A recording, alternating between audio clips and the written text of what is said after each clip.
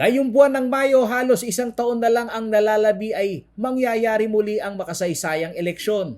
Naiiba nga lamang umano ngayon ito dahil ayon kay COMELEC Region 3 Assistant Regional Director Attorney Elmo Duque, ang dating political rally sa paghahain pa lamang ng Certificate of Candidacy ay mawawala na dahil ang ikinakasang reforma sa pagpa-file ng COC ay digital na rin. It is possible, doable, and talagang naangkop sa kapanahonan, lalo na kung mayroon na tayo kasing tinatawag na digital signature. Ayan, kung in place na yung digital signature, hindi nila sasabihin na nanggaling sa ibang tao ito. So yung DICT, nagsisimula na sa pagbigay ng mga tao, mga ahensya ng gobyerno, may katupunan ng tinatawag natin na digital signature. In fact, sa aming hana, yung mga teachers ay nire-registro na namin para sa nalalapit na halalan natin. Sa panig ng Ateneo School of Government na siyang nangasiwa ng forum, katuwang ang COMELEC, sinabi ni Professor Attorney Michael Yusinko na maraming pwedeng maging pamarisan na bansa ang COMELEC sa matagumpay na eleksyon kahit na panahon ng pandemya. Maraming bansa in our region, South Korea, Indonesia, they conducted successfully their elections. So if they can do it, so can we, right? Now, having said that, syempre, I can understand yung apprehension ng public, no? And this is where the challenge lies, no?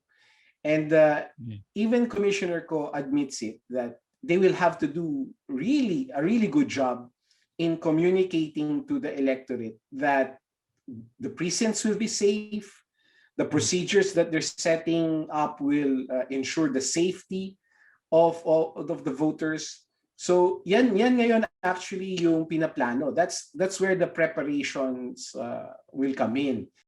Sa ilang probisyon na batas na magpapabago sa new normal setup ng electorate na dadaan sa Kongreso, kailangan umanong magtiwala ang publiko sa COMELEC. Yon ay dahil may napatunayan na umano itong preparasyon gaya ng matagumpay na plebisito na nangyari sa Palawan Region. Dapat magkaroon tayo ng confidence sa COMELEC, no? Kasi meron na silang karanasan. Yung plebiscite sa Palawan was actually successful, no? In conducting the plebiscite in Palawan, we have to commend the COMELEC for that.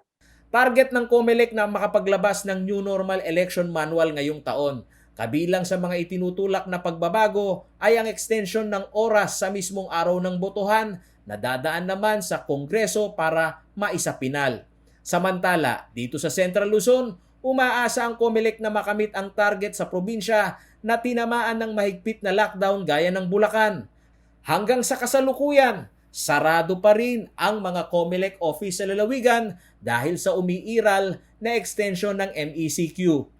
Ayon sa COMELEC, target nila ang 1.8 million na botante sa naturang probinsya na sa ngayon ay nasa higit 1.7 million na kasama ang mga bagong rehistrado.